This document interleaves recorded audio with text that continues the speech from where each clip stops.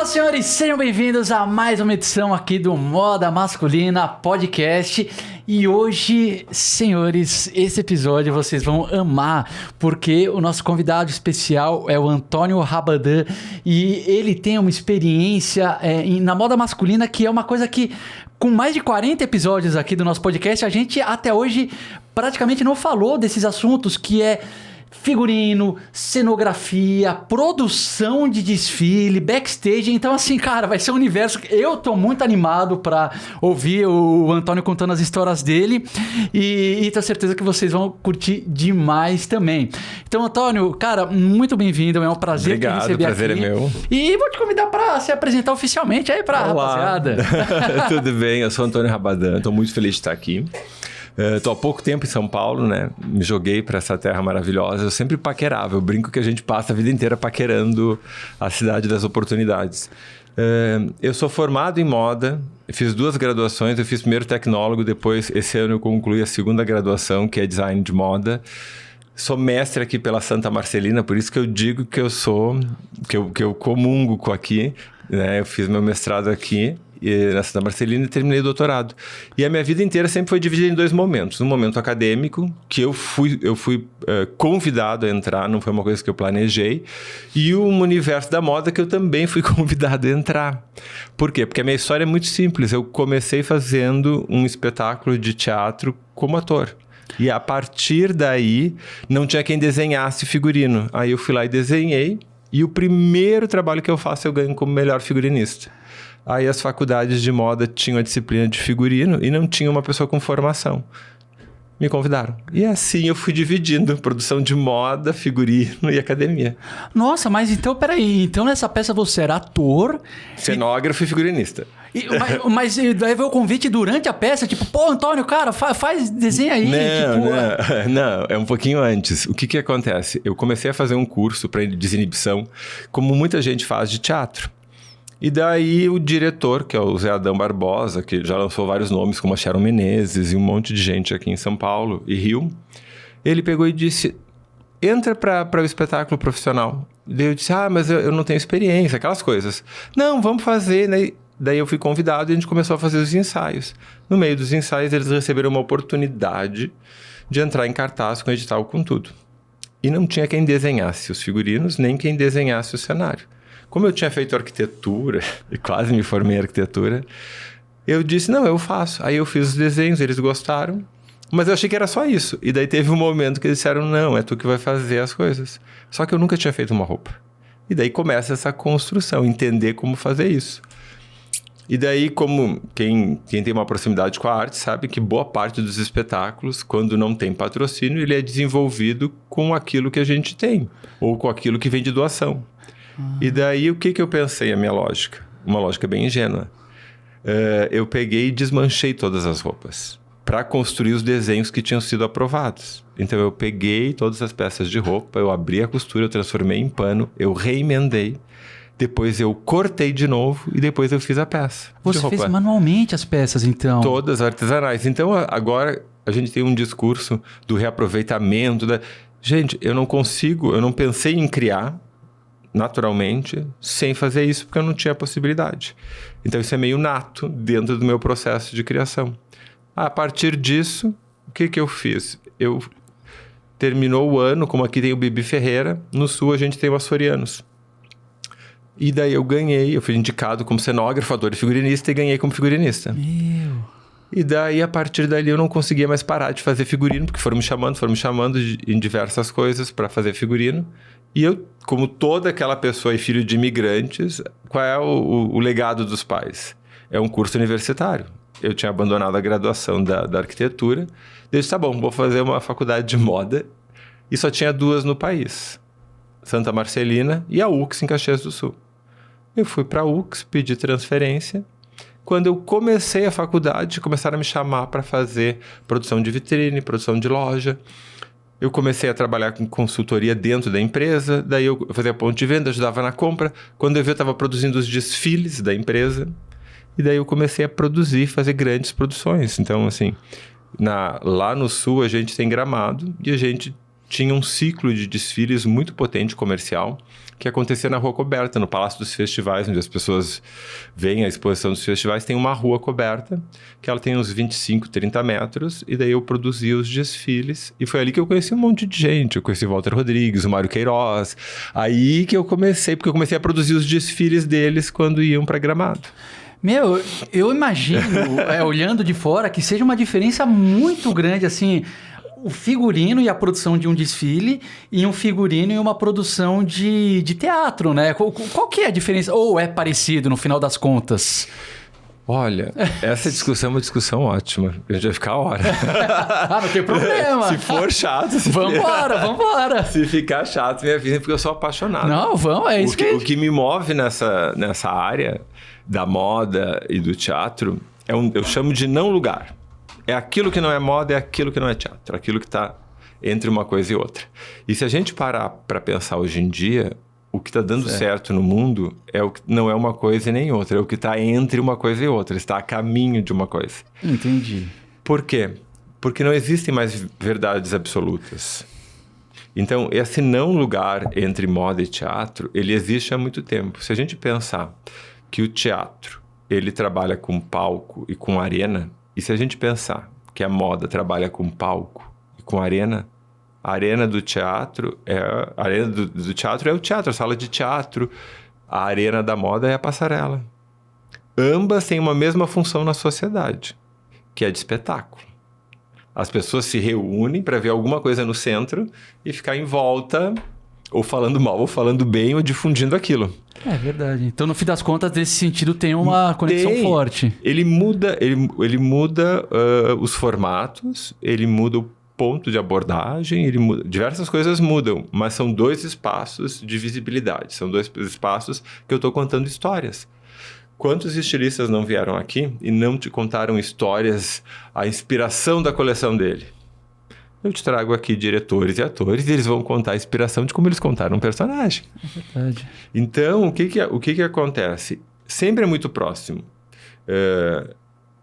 Existe diferenças, mas existe uma proximidade. Se eu te fizer uma pergunta agora. Quando tu olha o telejornal, aquilo que os jornalistas estão usando é figurino ou é produção de moda? Nossa senhora, que pergunta difícil. Eu nunca parei para pensar. Figurino ou produção... Por quê? Eu vou te... Qual que é a diferença? Desculpa. Por que eu vou te fazer essa pergunta? O figurino, ele veste um personagem. Um produtor de moda, ele veste uma pessoa.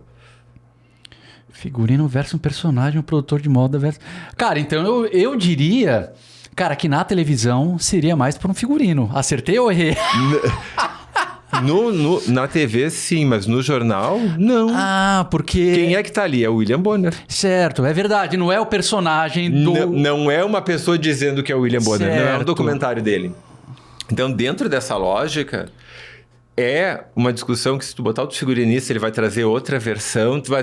Por quê? Porque tá misturado. Não é uma coisa, não é outra. Tá no meio termo. Então você fez uma pegadinha. Porque eu tô pensando, apesar de você estar vestindo o William Bonner, você tem um contexto que é o Jornal Nacional. Então você precisa de um dress code ali que... Se tu for num casamento, tu vai da mesma forma que tu vai no jogo de futebol?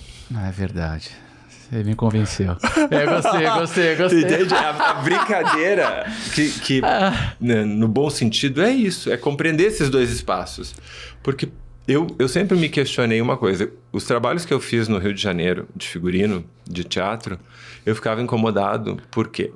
Porque as atrizes têm marcas que patrocinam elas.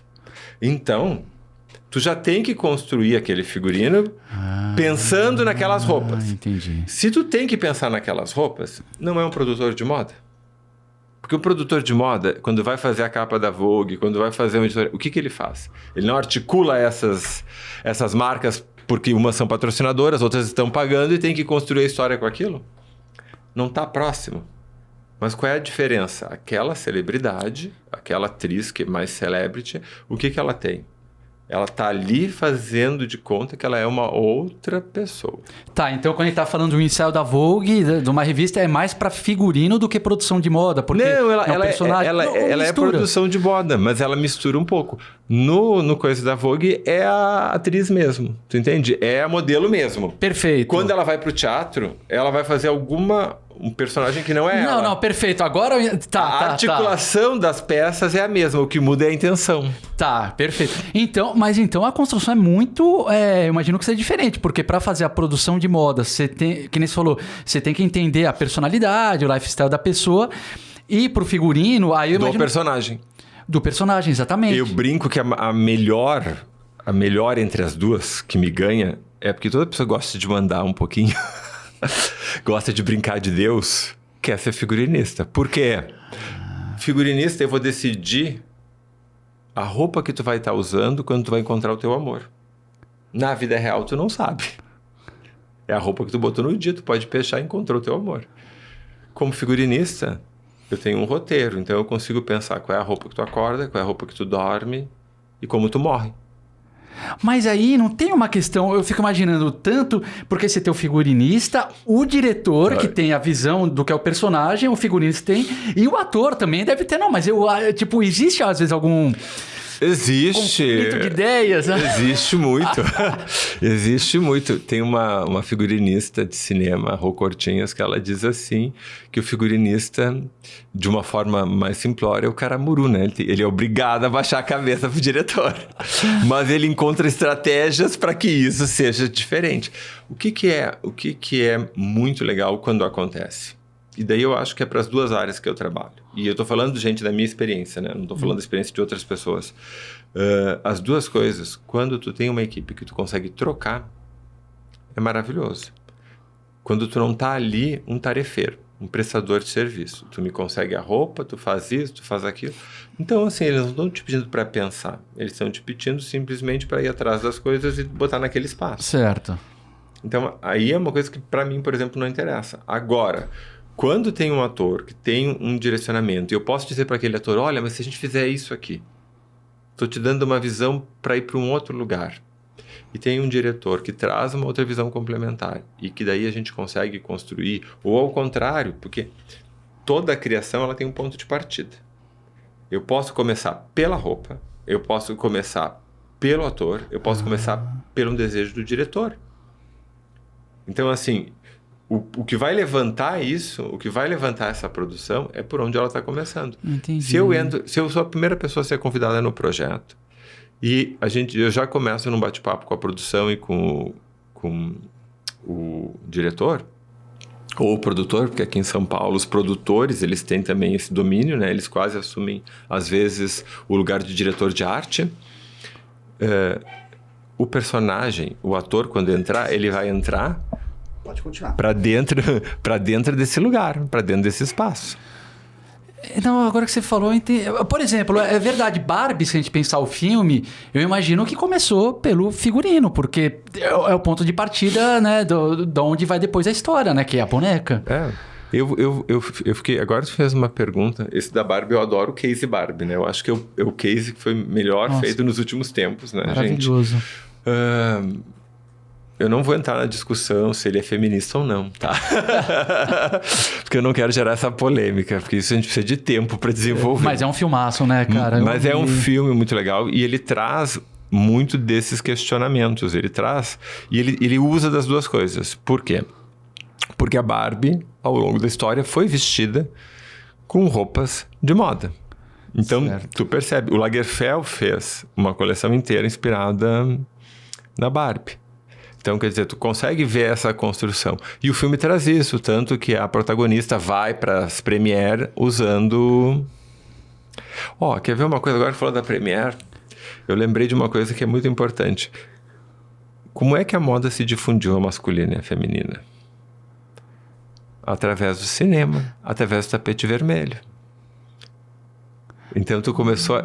Se tu parar para pensar essa proximidade de figurino, de arte, de espetáculo, de filme, com a moda, ela está muito presente.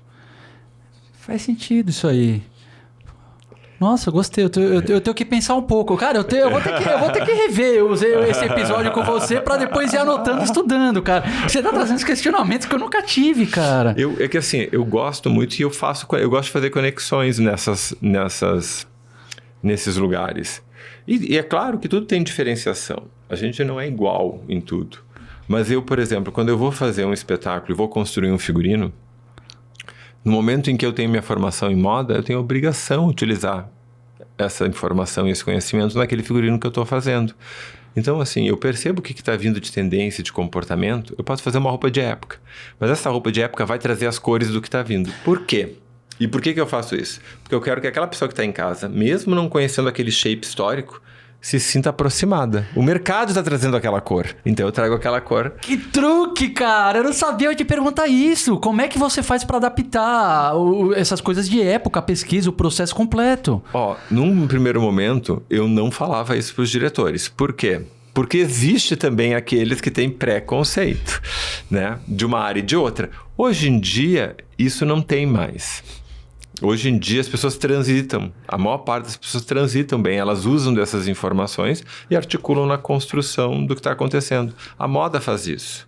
O que é um desfile que as pessoas não compreendem o shape da roupa e que não compreendem de forma assim, geral, não é a camisa, a calça.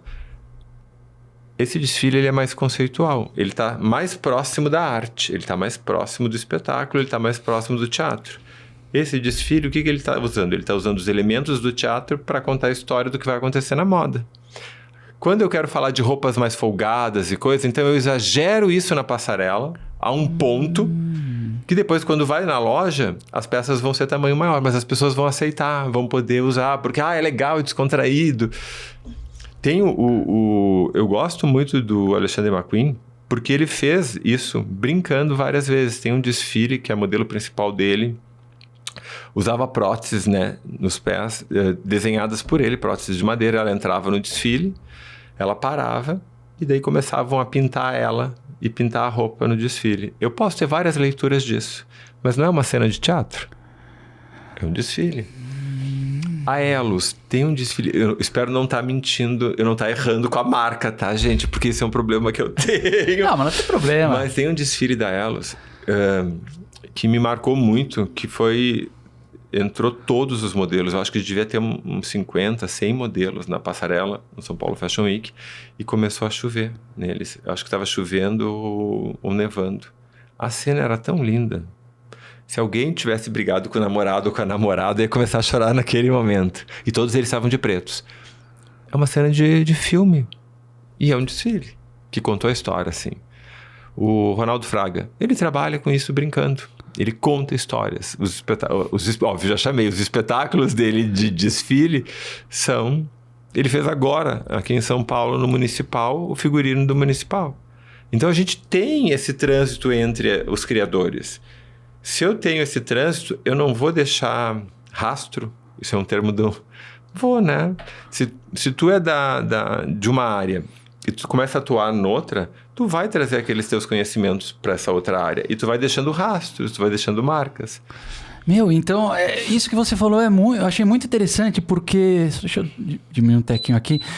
É uma coisa que nossos seguidores muitas vezes falam quando vem uma imagem de desfile, tipo assim, não, mas isso é horrível, isso eu nunca usaria, não sei o quê. Então, tem que interpretar um desfile como uma história, uma ideia. Como uma peça, um espetáculo de teatro, em que, por exemplo, se é o oversize de gigante, na verdade, quando vai chegar na roupa, é 2 dedos mais largo, não é daquele tamanho. É uma cenografia de uma tendência. De uma tendência ou de uma visão ali? Eu acho que é muito mais uma visão, é potencializar uma ideia para que ela seja entendida. Potencializar uma ideia. A passarela, se eu tenho ali todas as luzes e tudo acontecendo, eu estou potencializando. A Liu Delcor, que é uma pesquisadora de tendência comportamental, de mega tendência, eu gosto muito quando ela veio ao Brasil e ela fez uma entrevista para a Lilian Patti, que ela fala do livro Saboroso.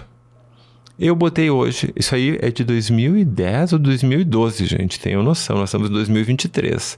Eu botei semana passada isso para rodar. Metade ou mais da metade das coisas que ela está falando está acontecendo agora e não tinham ainda, a gente não tinha a visão que aquilo ia acontecer. As roupas over, os cabelos parecendo raízes, os cabelos afro voltando com força total. A menor diferenciação entre gênero, homem e mulher, o trânsito das roupas mais fluidos, Tudo isso ela traz nessa pesquisa. E essa pesquisa nada mais é do que ficar observando as pessoas e, estão incomodados com isso. Isso aqui vai ter que mudar mais tarde. Então, a passarela, o que ela faz? Ela potencializa isso num espaço menor do que a pesquisa. A pesquisa, ela é de muito mais tempo, é 10 anos para frente, às vezes mais, às vezes menos, podendo ter mudanças. Mas nada mais é, gente, tanto no teatro, tanto na passarela, que é aquilo que nos incomoda socialmente. Essas pessoas, o que elas fazem? Elas abrem uma antena parabólica e elas começam a captar. Vamos discutir agora. As pessoas não estão mais gostando das roupas justas. As pessoas... E nesse material de pesquisa, ela traz uma coisa que hoje é notório. A gente viu um trânsito... Normalmente, os gays, eles trazem uma informação de moda mais aflorada. Hoje em dia, os não gays trazem isso. Por quê? Porque isso começou a transitar de um grupo para outro. E daí a gente fala de moda masculina. Quando é que a gente pensou numa moda masculina como a gente tem hoje? Assim, conscientemente. Não, só pesquisadores, só pessoas que estão à frente, estão percebendo que essas coisas estão acontecendo. Eu vi o Ricardo Almeida falando agora que quando ele começou a fazer terno e coisa, ele fazia ternos para casamento cinza e foi um bloqueio trocar a gravata cinza por gravata branca ou por outra cor. E tem toda uma construção. Hoje em dia, qual é o casamento que a gente vê o noivo de gravata cinza? Nossa, é muito raro. Todo mundo usa a branca perolada, né? Ou acompanhando a cor da camisa. Por quê? Porque alonga a silhueta. Isso são informações de moda e são desconstruções do gênero masculino que está acontecendo através do vestuário. E, aliás, é uma coisa, você... Há quanto tempo que você tá nessa carreira da moda? Deve fazer Mas vamos falar, que seja 15, 20 anos, eu não sei. Eu comecei oficialmente em teatro, figurino, em 96. São...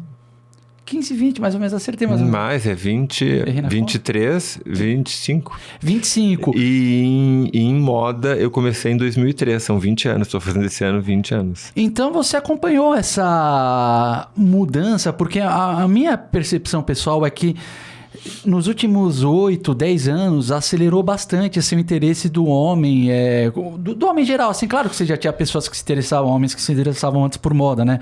Mas nos últimos 8, 10 anos, eu sinto que acelerou muito, popularizou muito. Tipo, o homem, eu tenho que me cuidar, tenho que me vestir bem, tenho que, ter um corte de cabelo legal, desenhar a barba. Como é que você vê essa transformação aí nesse tempo que você trabalha na área? Eu acho que demorou muito. Eu acho que demorou muito, eu acho que a gente custa evoluir, porque a mudança ou cuidado, ele não tem que ele não tem a ver com a tua sexualidade, ele tem que ter a ver com a forma como tu encara a vida, como tu te posiciona na vida. Eu sempre tive um olhar, e eu tenho um olhar às vezes um pouco crítico, que eu tento melhorar, que é assim, eu acho muito legal as marcas de moda, acho muito legal, contanto que antes de eu ver as marcas, eu vejo a pessoa que está usando. Se eu olhar e a tua forma de te posicionar, a tua forma de te colocar, o teu comportamento, ele fica suprimido pelas marcas de moda, não é para ti aquelas marcas. Tem que ser o contrário. Primeiro eu tenho que conhecer a pessoa. Primeiro eu tenho que ver a energia. Se a gente for olhar algumas pessoas, tem pessoas, por exemplo, que usam, Chanel, Hermès, essas marcas, e tu não identifica que elas estão usando isso. Por quê? Ela chega antes que a marca. Ah, tá. Entendi agora. Entendi. Então, esse é um grande cuidado que eu acho que tem muito a ver com isso do homem e com essa evolução. Num primeiro momento, a gente foi um pouco refém. A gente usava as marcas e a gente era um cabide de marcas. E daí o que acabou acontecendo agora é que... Agora não, está acontecendo, é um processo, né? A gente está transitando com isso com maior fluidez. E daí a gente consegue ver a personalidade e as pessoas já vestindo de acordo com a personalidade. Cara, nossa senhora, gostei. Mas como é que faz, então, pra pessoa chegar antes que a marca? Pra um cara que tá querendo... Vou falar, pra um seguidor que tá começando agora a se interessar, quero me vestir melhor e tal. Cara, como é que ele faz? A primeira coisa é entender a história das marcas. Porque assim, eu fiz agora uma matéria para Isto É, eu fiz uma entrevista para Isto É, e a gente estava falando de esporte, que obviamente está vindo das Olimpíadas, e as marcas de luxo. Gente, esse casamento entre esporte e marcas de luxo é de longa data. A Hermès é de equitação, a origem. Então, assim, as pessoas da equitação utilizam a Hermès por quê? Porque elas têm a ver com esporte e com essa logística. Não é a bolsa pela bolsa, não é o caso. É toda uma construção de identidade. Então, assim, tu não é do esporte, tu nunca foi do esporte, tu não vê aquilo. Bom, o que vai te fazer usar a roupa? Tu pode, mas provavelmente aquilo vai chamar mais atenção porque não tem a ver com o teu lifestyle, não tem a ver com a tua forma de te posicionar. A Lacoste é a mesma coisa, ela é originária de esporte. Então, como é que funciona isso? Como é que tu vai utilizar isso? Mas eu não faço esporte, mas eu gosto muito do visual. No momento que tu começa e tu gosta muito desse visual, tu vai ter que perceber se os teus hábitos têm a ver com aquilo. Se a forma como tu anda diariamente tem a ver com aquilo. Se tem a ver, tu vai começar a colocar peças e tu vai colocar aquelas peças que menos interfiram na tua forma de ser. E isso eu tô falando quando a gente não quer se fantasiar ou ser uma outra pessoa. Porque isso é uma coisa que a gente tem hoje. E daí vai de novo, né? Do espetáculo para a vida real. Muitas pessoas gostam da famosa transformação. Eu sou isso, eu vou virar isso.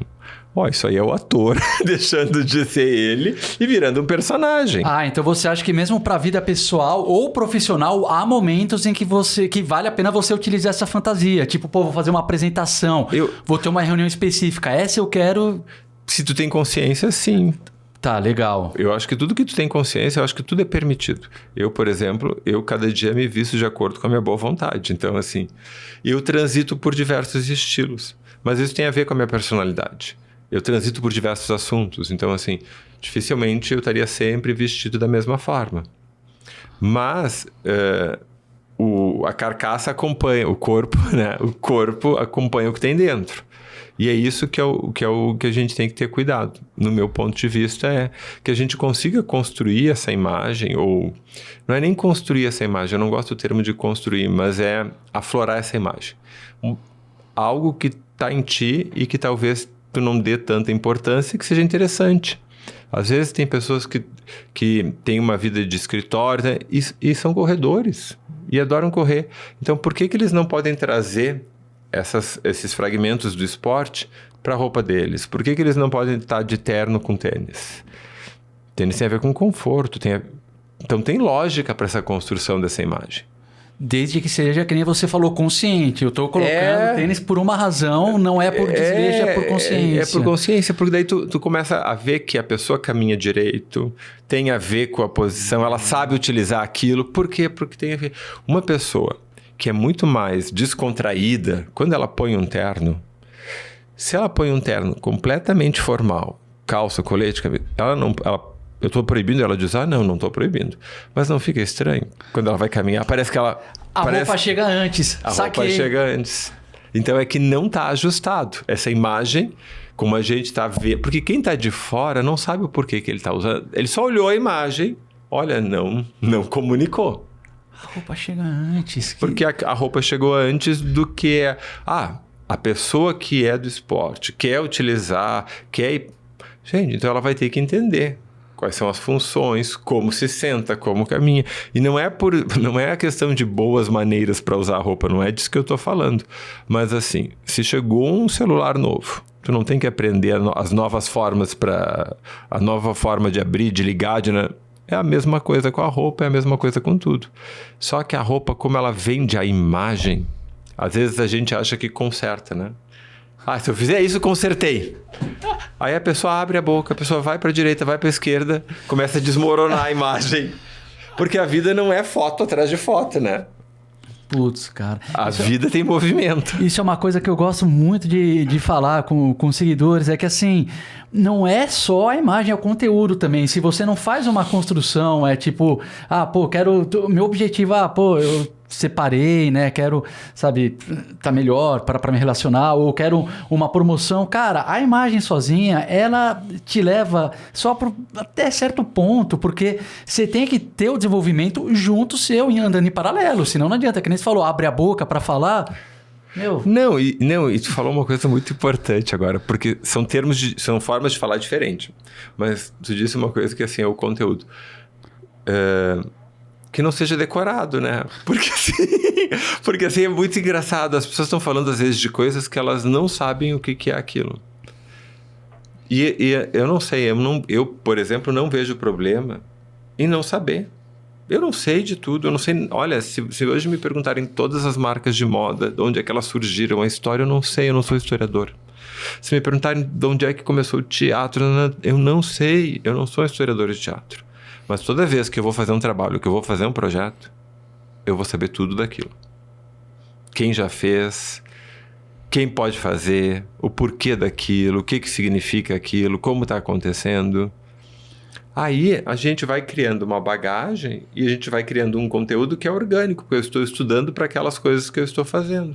Então isso é uma forma de não ficar desesperado por não saber tudo, ainda mais no mundo que a gente está agora, que o que a gente mais tem é informação.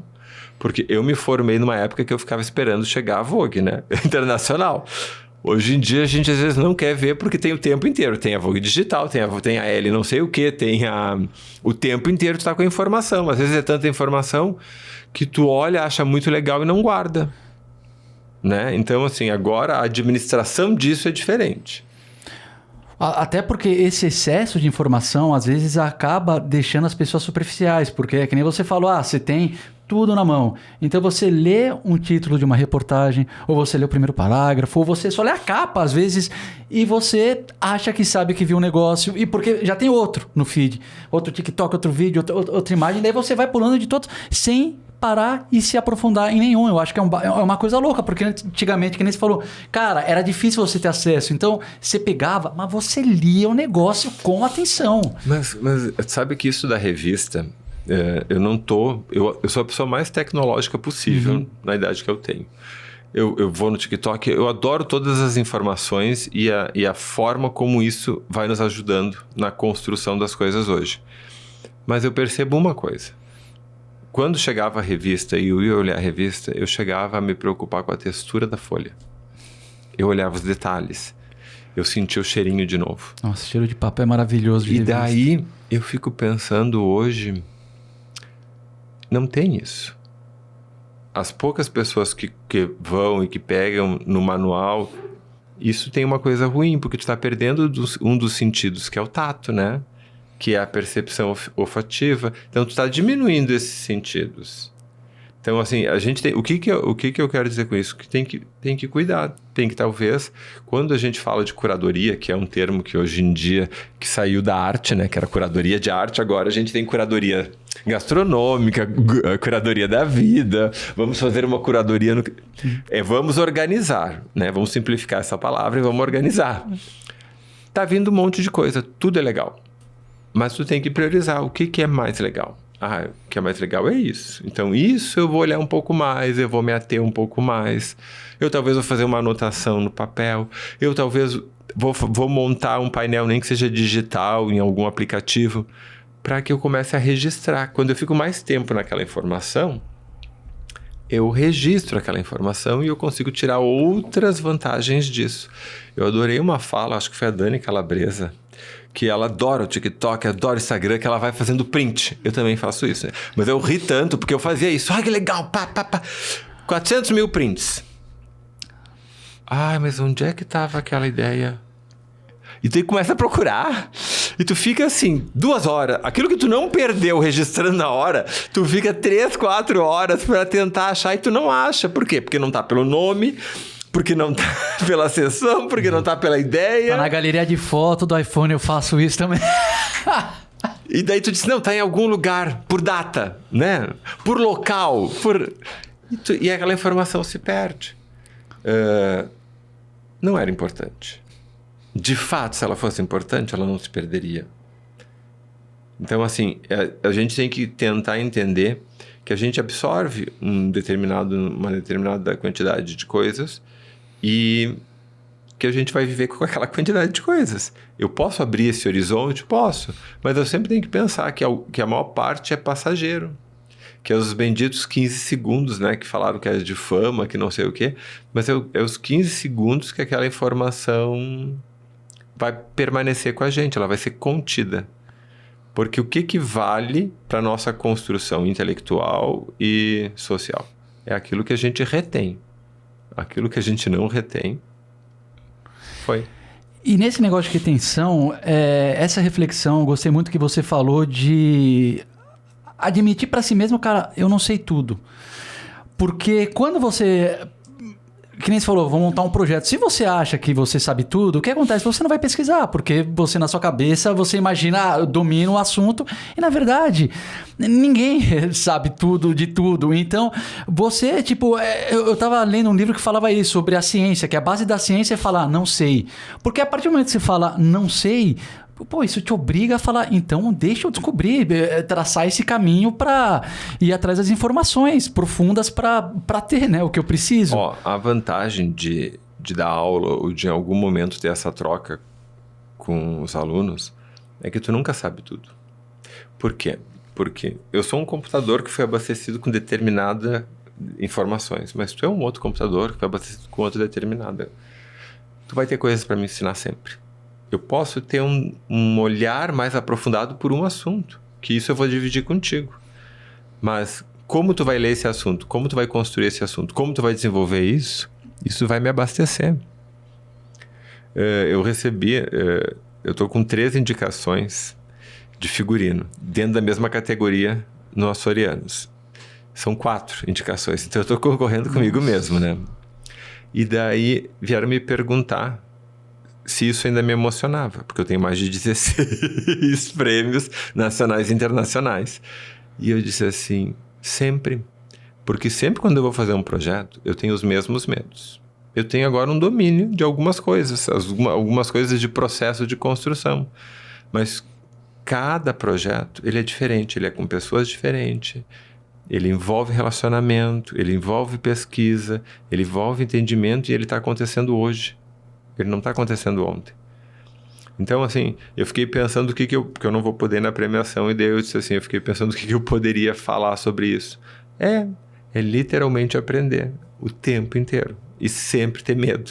Eu sempre tenho medo, eu sempre acho que eu estou errando, que tudo que eu vivi não... Por quê? Porque a gente está no hoje. Aquilo que a gente já fez antes nos ajuda, nos dá segurança em alguns momentos... Mas não é uma bola mágica. Se a gente for olhar tanto em moda quanto as marcas estão se reinventando o tempo inteiro. Por quê? Porque não é uma bola mágica. Não é assim, 1, 2, 3, 4, resolvi. Não, a gente é ser humano, a gente é complexo por natureza. E é 2 tempos para as marcas hoje em dia caírem, né, num certo ostracismo. Eu lembro que marcas que 10 anos atrás estavam bombando, as que não se reinventaram, não se atualizaram... muitas sumiram. Eu vi o Ferreirinha estava falando e eu ri outro dia com isso. Porque ele falou que a Hermès fez uma pop-up, né, de lavanderia. Todo mundo podia ir lá tirar foto, mas só podia usar a máquina de lavar quem tivesse um produto da Hermès para lavar lá. Senão não podia. Então tinha que ter no mínimo um lenço da Hermès. Máquina, lavanderia é popular, né? Lavanderia do prédio. Todo mundo pode. Onde é que está a exclusividade? Só quem tem lenço da Hermès pode lavar. Caraca, meu. Olha que sacada. Então, o que acontece? Eu tô reinventando a forma da minha marca acontecer no mercado. Nossa. Sem deixar de ser exclusiva. Porém, sendo um pouco mais popular.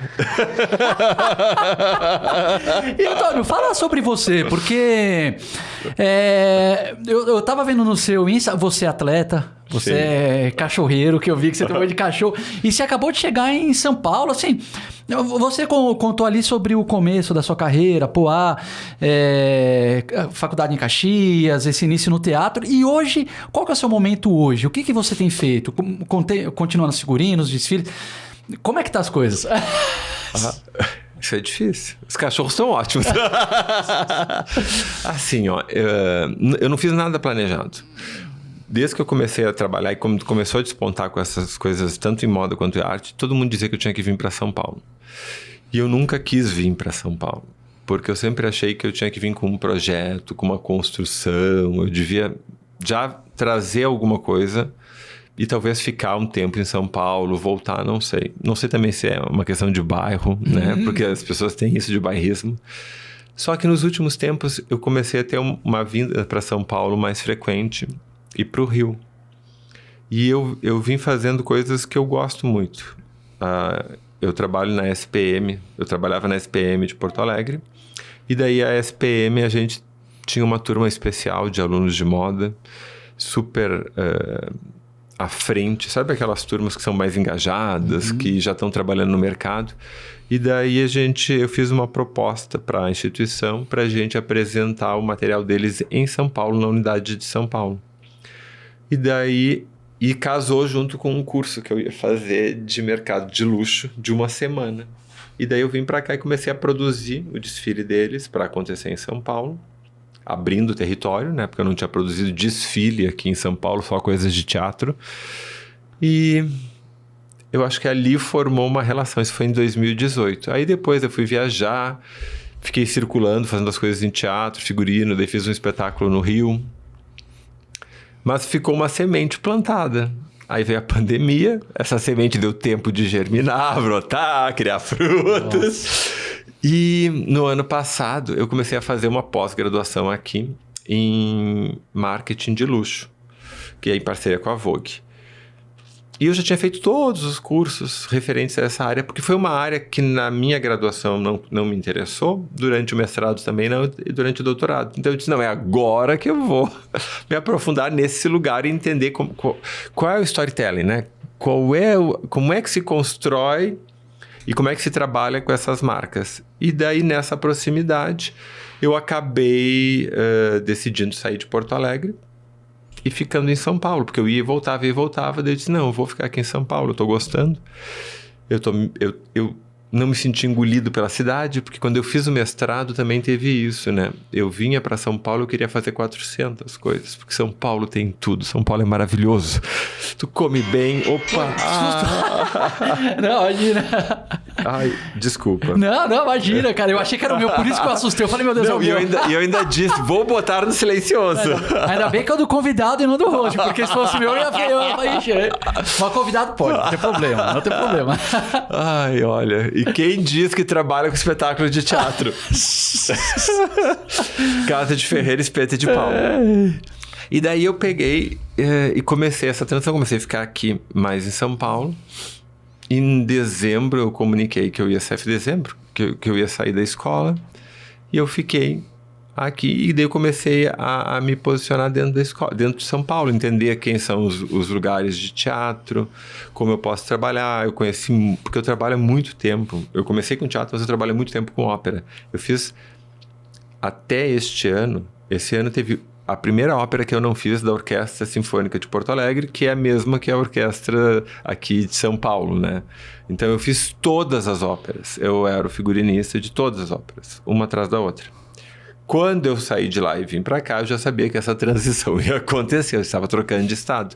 Então esse aqui foi o primeiro ano que eu não tive uma ópera e que daí teve outra equipe fazendo a ópera lá. Então eu estou nesse processo, assim, eu estou conhecendo as pessoas aqui, nesse lugar.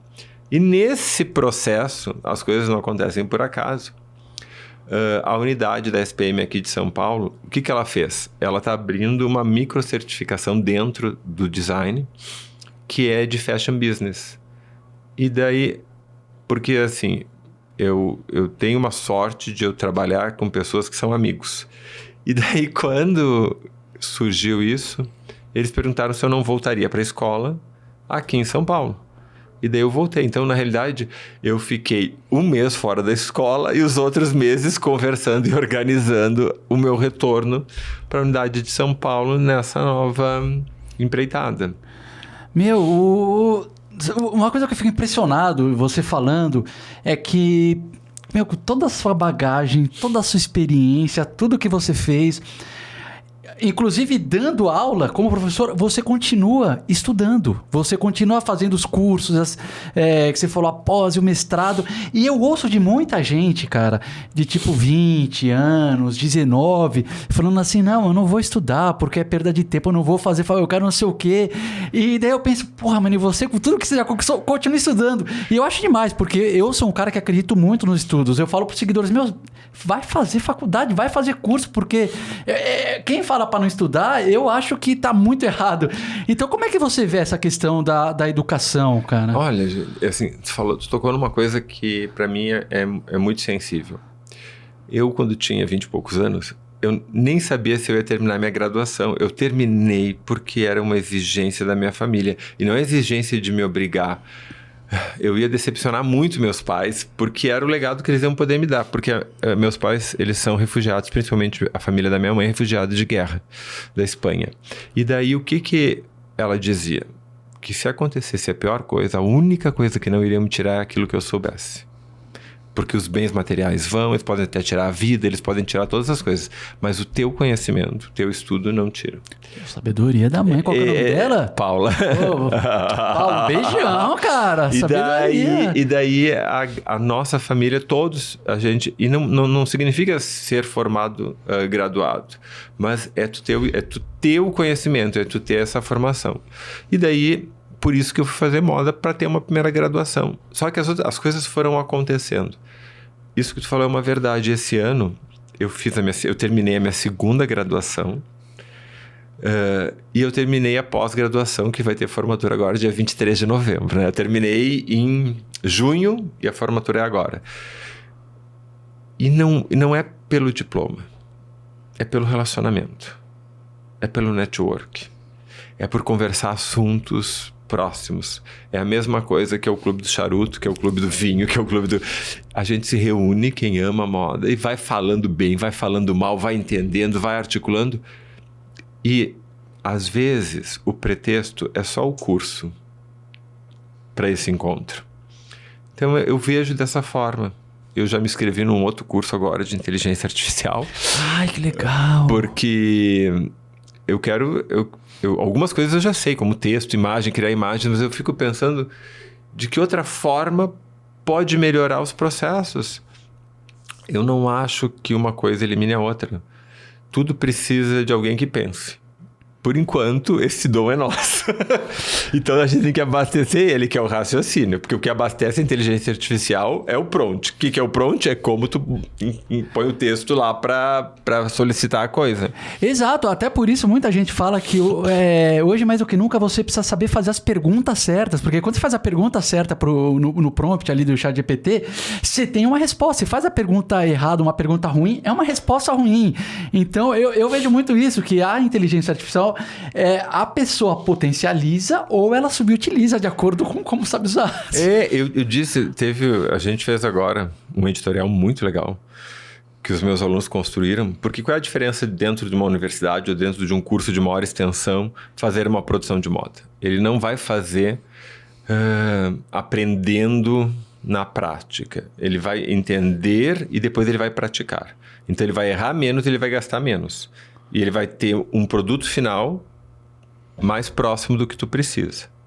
Porque sempre há a chance de aquilo não andar para onde se pensa. Então a gente estava construindo esse material e daí eu estava falando, vamos para esse lugar. E eles estavam direcionando uma temática que tivesse a ver com tendência, com comportamento. E eu disse, vamos jogar na inteligência artificial para ver que produção ela gera para gente. Meu professor, eu disse, sim. Não significa que a gente vai fazer, mas eu preciso entender. Talvez todo o prompt que eu fiz do projeto não está de acordo, vai dar um resultado que não é o resultado esperado e ela vai me poupar o trabalho. Antes mesmo de eu fazer a foto, eu já corrijo. Então, assim, a gente tem que usar a nosso favor. E a gente não tem que fugir ou negar. Eu acho que a gente tem que entender se aquilo é uma necessidade. Eu não tenho que usar por usar. Eu preciso fazer... Não. A gente sabe... Por exemplo, quem trabalha com texto, a inteligência artificial, ela te ajuda a articular o texto, ela te dá textos. Só que se tu não sabe ler e tirar as palavras que estão fugindo do contexto, esse texto vai morrer na praia. Brigar com a inteligência artificial é como uma pessoa, sei lá, 10, 15 anos atrás, brigar com uma pesquisa de Google, falar, não, tem que pegar uma enciclopédia física para ter certeza. Não adianta brigar, porque é o que está acontecendo hoje. Não, e é compreender, assim, eu detesto ver uma palestra que pega, por exemplo, fala da marca, nem sei se pode falar do TikTok. Porque o TikTok é dancinha. Não, o TikTok é qualquer coisa menos dancinha. Hoje em dia, estatisticamente, o TikTok, para a geração Z, é a fonte de pesquisa, não é o Google. Eu fiquei chocado quando eu descobri isso. Alguém me falou isso, sei lá, alguns meses atrás. Eu falei assim, caramba, daí eu fui pesquisar no Google, porque eu sou millennial, e tava falando, geração Z pesquisa no TikTok. Galera quer uma receita? TikTok. A vantagem, na pós-graduação... A Ana Paula Jales, vou falar nome, sobrenome, foi minha colega, ela é um amor, adoro. Quando eu estava na aula com ela, o professor falou não sei o quê, ela entrou no TikTok e foi pesquisar, ela estava do meu lado. Eu disse, como isso? Eu parei a aula, eu esqueci que eu estava como aluno e eu disse assim, me mostra isso. O ano passado. E ela disse assim, não, eu não pesquiso em outro lugar, porque... E ela é geração Z. Eu não pesquiso em outro lugar, por quê? Porque aqui eu tenho o vídeo, o comentário e tenho já um direcionamento de uma pessoa que não é diretamente ou influencer ou está sendo paga para aquilo. Ela foi no restaurante, ela viu, ela disse, não gostei, gente, fui mal atendido. É uma rede de comunicação. E às vezes a gente esquece isso. Tem os influenciadores? Tem aqueles que pagam para postar as coisas, mas esses, hoje em dia, é os que menos, eu acredito que estão tendo abrangência. Agora, aqueles que utilizam a marca, que utilizam as coisas, que aquilo faz parte da vida deles, são aqueles que estão dando mais resultado. E isso que você falou do comentário é legal, porque é impressionante como enriquece o comentário dos usuários gerais. A pessoa postou um restaurante e tal, daí vem uma pessoa, não, é ruim mesmo, outra fala, é bom, é maravilhoso. Eu, muitas vezes, quando eu vou por um conteúdo, hoje em dia, seja de YouTube, seja de qualquer coisa, eu vou direto nos comentários, ler o que a galera tá falando, é impressionante, é um acúmulo de riqueza que é muito maior do que, tipo, só uma pessoa falando. Você tem uma pessoa e as interações. Eu adoro os comentários. E isso te direciona, principalmente comida, gastronomia, roupa. Porque, assim, quando a gente vive aquilo... Quando a gente vive, por exemplo, no caso de marcas, que nem eu falei, quando a gente vive uma marca, tu tem propriedade para falar de coisas que, às vezes, uma pessoa não fala. Que ela decorou aquela história, ela comenta aquilo, ela vai ter um alcance, aquilo acaba morrendo, tem um começo, meio e fim. Agora, se aquilo faz parte da vida da pessoa, se ela está utilizando, por exemplo, se ela é vegana e ela tem todo esse conhecimento, isso vai transparecer nas redes, isso é permanente. Então, ela vai o tempo inteiro estar retroalimentando aquela marca, ela está retroalimentando. Então, o tempo inteiro, aquilo começa a se expandir e gerar venda. Isso é uma coisa que a gente tá se esforçando para também abrir a cabeça aqui, porque, que nem eu falei, eu sou millennial, né? Então eu tenho uma visão muito millennial das coisas. Daí agora a gente tá com uma pessoa nova, uma produtora nova aqui na equipe do Moda Masculina, que é a Ruth. Ela, infelizmente, não pôde estar aqui hoje, que ela tá com uma baita dor de cabeça essa semana toda, tal. Aliás, um beijão, Ruth. Melhoras. E ela tem 24 anos, super geração Z. Então a gente faz umas reuniões em que eu tenho umas ideias, e daí ela fala, não sei o que, tal. E daí normalmente o meu primeiro instinto é falar assim, não, tá errado a geração Z. Mas daí eu paro e falo assim, caraca, velho, deixa eu ouvir, né? Em vez de querer retrucar, deixa eu compreender o que essa galera tem e o que eu posso. Senão, daqui a pouco você vira aquela pessoa, sabe? Os bons tempos, não sei o que. E, cara, daí você fica obsoleto. Então, eu tô muito nesse momento de querer, tipo, caramba, cara, deixa eu entender essa geração Z e, tipo, ver o que dá pra trazer. Tem uma coisa que há muito tempo eu não faço, tá? Quer dizer, no meu tempo. O meu tempo é hoje, gente, desculpa. Se aconteceu alguma coisa no passado, eu não lembro. E é isso, assim, aquela pessoa que diz assim, no meu tempo, ela tá se tirando de viver o hoje. Eu vivo hoje, eu adoro a tecnologia e eu adoro esses problemas que a gente está vivendo hoje. O tempo inteiro tem mudanças e essas mudanças... Gente, quando a gente muda uma casa, de lugar os móveis, a gente não pecha porque tu estava acostumado a uma rotina. Até tu te acostumar a uma nova estrutura, leva um tempinho. Se a gente está vivo, a gente está mudando. Rugas que eu não tinha ontem, eu tenho hoje. E por aí vai. Então é isso. É estar atento. Essa tua fala é uma das coisas que eu acho mais importantes. É óbvio que em alguma coisa a gente quer aquele lugar de segurança do que a gente já conheceu. Então a gente tinha que dizer assim, na minha segurança. Em vez de dizer no meu tempo, dizer na minha segurança. Mas assim, a gente tem que experimentar o novo. Assim, o novo diariamente. Porque é isso. Senão tu vai perder de conhecer pessoas interessantes. Tu vai perder de revisitar coisas que tu fez com outros olhares. Eu acho tão encantador quando eu vejo uma pessoa falando ou de moda ou de algum segmento, que às vezes eu tô cansado, que eu já vi, e aquela pessoa pega e diz, não, mas eu fiz tal coisa porque tal coisa. E daí tu começa a ver que ela teve um olhar completamente diferente sobre aquilo. Aquilo me abastece de um jeito que amanhã quero fazer aquilo. Eu sou aquela pessoa que se tu faz uma coisa empolgada, eu vou sair daqui e dizer, quero ter um podcast, amei isso é muito legal. Eu me contamino com esse lugar, com essa energia e com essa construção, né, do novo o tempo inteiro. Nossa, eu sou que nem você, cara. Eu fico... O que me deixa mais entusiasmado é quando eu converso com alguma pessoa que fala um negócio que eu penso assim, puta merda, eu não sei nada disso. Tipo, que você tava falando do figurino. O que é o figurino, o que é a produção de moda. Cara, o que mais me dá alegria na gravação desse podcast é quando eu falo assim, caralho, velho, como eu sou ignorante desse assunto, quero saber mais, conta mais. Eu sou muito que nem você nesse sentido.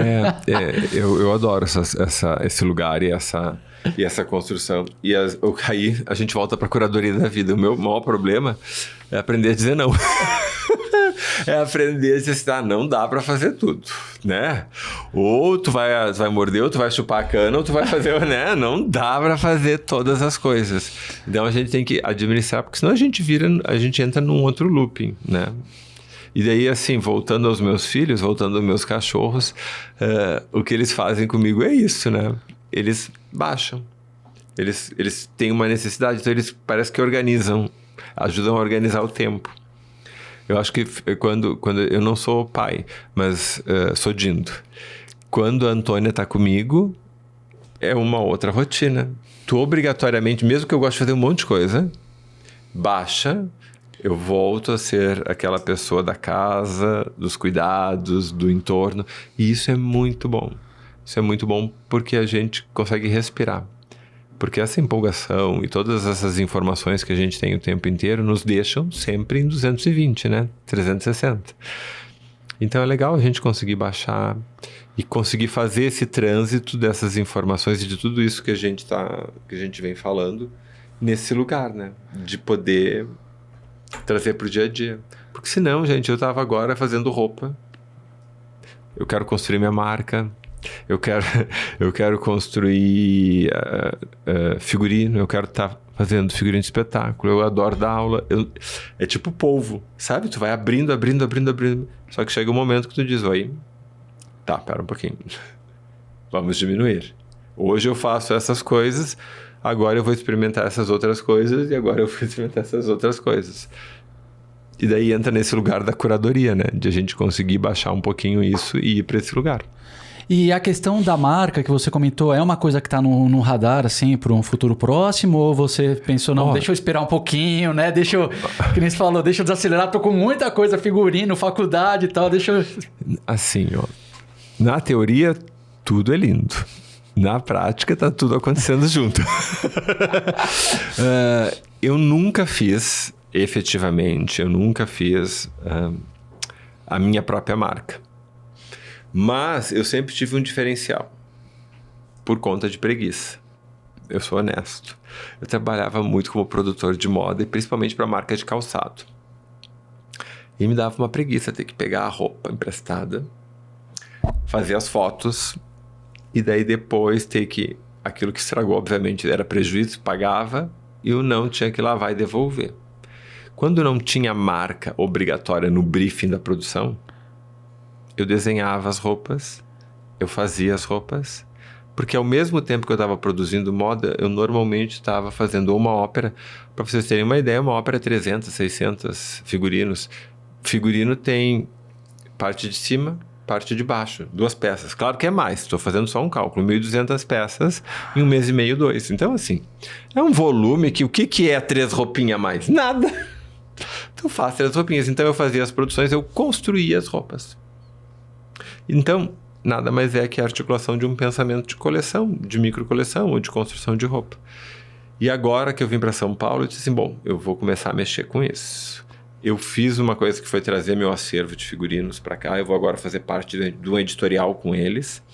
Alguns, eles servem de aluguel para cantores de ópera que vão fazer apresentações ou para gente que vai em algum prêmio ou tem algum recital, utiliza. Outros eu vou vender, mas eu tô nesse lugar.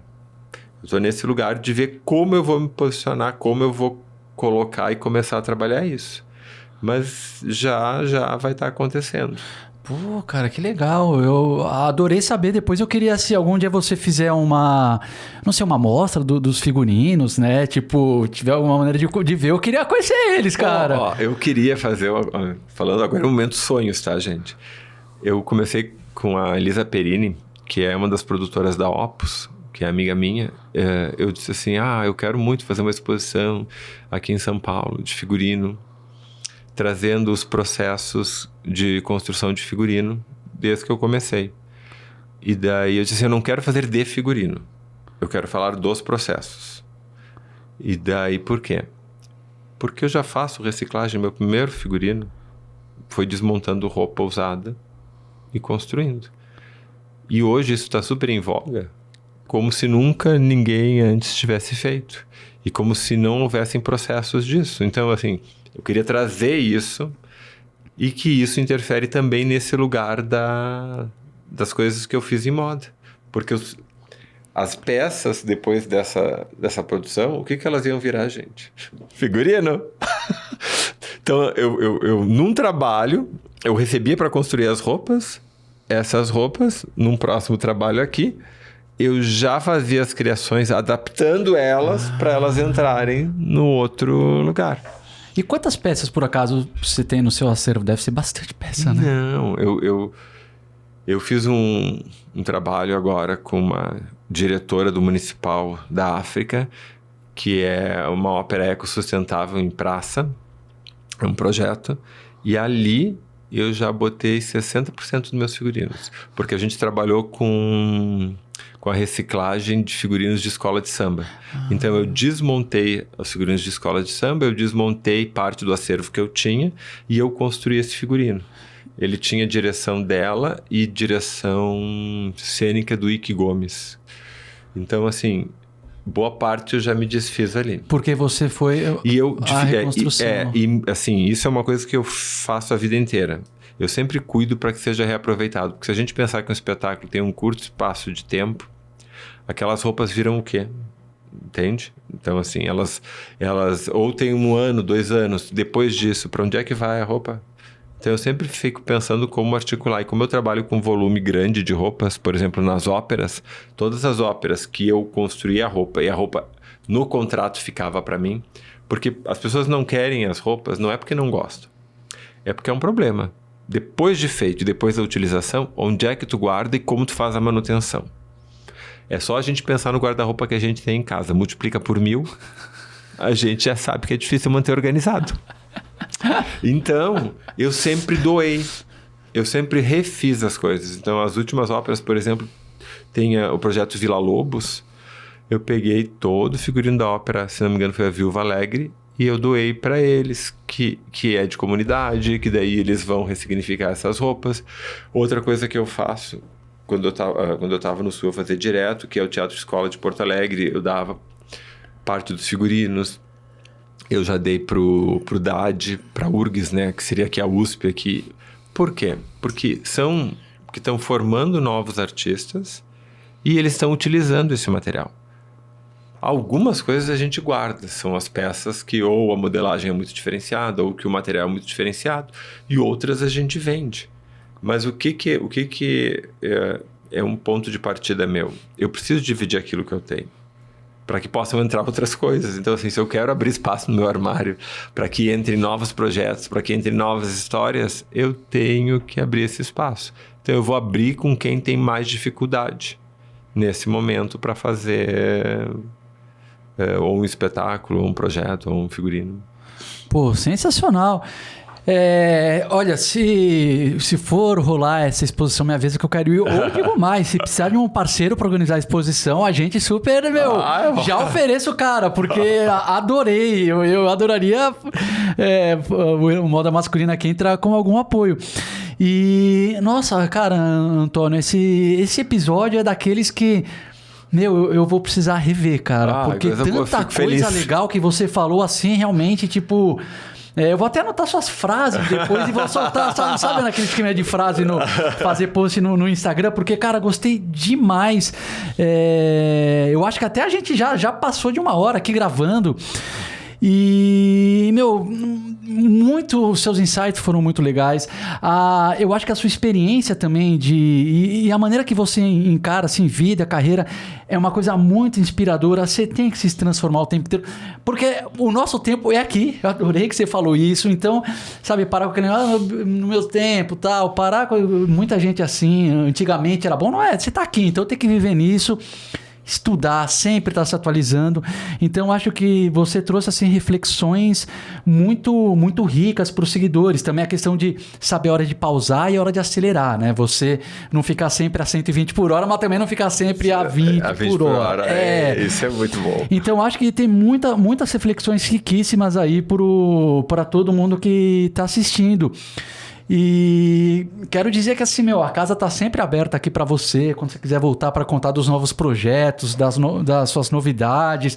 Também o nosso acervo aqui de roupa, quando você precisar alguma vez... Eu já tô quase aqui ficando no acervo, né? Porque o acervo é maravilhoso. Não, você já é de casa, cara. Você já é de casa aqui, então fica 100% convidado. Preciso saber a numeração, se vai ter a minha numeração. A gente dá uma mexida lá. Ou a gente vai customizar. Podemos customizar também, problema nenhum. Então eu queria te agradecer demais, cara, a presença aqui, esse papo maravilhoso, e agradecer Bárbara, Sivers, a Ruth hoje não pôde estar aqui, né? Pessoal da produção, um beijão aí no coração dos seguidores e deixo para você fazer as considerações finais. Olha, eu agradeço muito, eu adorei, assim, eu conheci vocês através do Mário. O Mário é uma pessoa que é muito cara para mim, porque é uma pessoa que eu conheci faz bastante tempo e ele sempre foi essa pessoa incrível, assim. O ser humano incrível, que isso é muito legal. E a gente aproximar pessoas assim. Então, assim, vim aqui conhecer o espaço, eu fiquei encantado, adorei o café.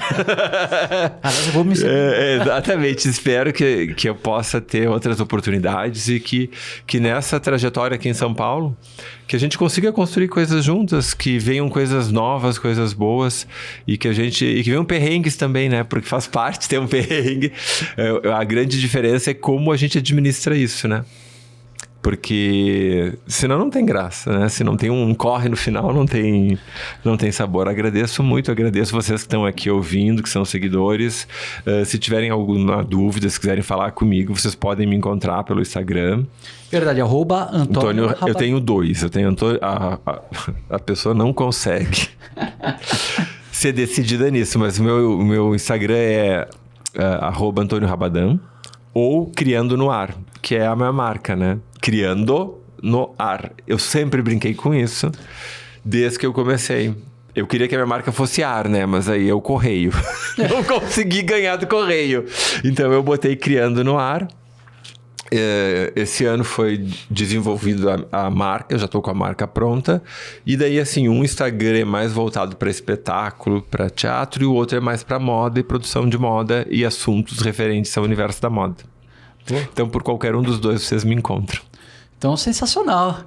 Obrigado mais uma vez. E, senhores, até o próximo Moda Masculina Podcast.